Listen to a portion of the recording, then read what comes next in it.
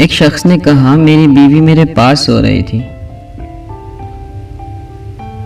اس دوران اچانک مجھے فیس بک کا نوٹیفیکیشن ملا۔ ایک لڑکی نے مجھے فرینڈ لسٹ میں شامل کرنے کی ریکویسٹ سینڈ کی، تو میں نے سوچا کہ دیکھوں تو یہ کون ہے۔ میں نے ریکویسٹ قبول کی اور پوچھا کہ کون ہو؟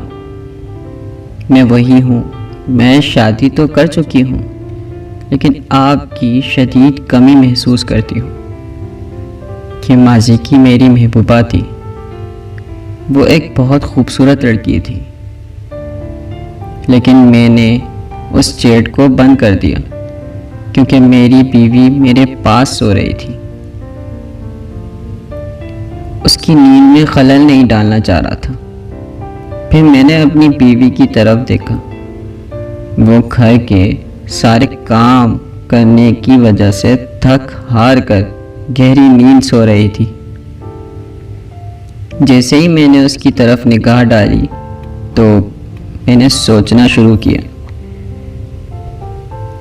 کہ وہ کیسے خود کو اتنا محفوظ محسوس کرتی ہے کہ وہ ایک انجان گھر میں اتنی آرام سے سو سکتی ہے۔ وہ اپنے آبائی گھر سے بہت دور ہے، جہاں اس نے اپنے گھر والوں کے ساتھ اتنے سال گزارے تھے، بچپن سے جوانی تک۔ جب وہ ناراض یا غمزدہ ہوتی تھی تو وہاں اس کی والدہ اس کے لیے موجود تھی، تاکہ وہ اپنی والدہ کی گود میں رو سکے۔ اس کی بہن، اس کا بھائی لطیفے سناتے تھے، جس کی وجہ سے وہ ہنسنے لگتی تھی۔ اس کے والد گھر آ کر اس کے پسند کی تمام تر چیزیں لے آتے تھے۔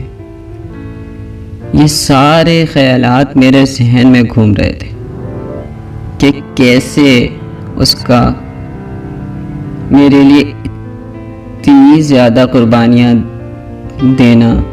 لہٰذا میں نے فوراً فون اٹھایا اور اسے بلاک کر دیا۔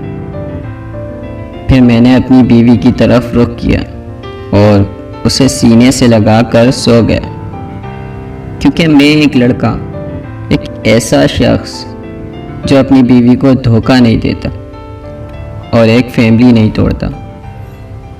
میاں بیوی میں محبت تب کم یا ختم ہونے لگتی ہے جب کوئی تیسرا درمیان میں آ جاتا ہے۔ میری دعا ہے اللہ پاک سے کہ اللہ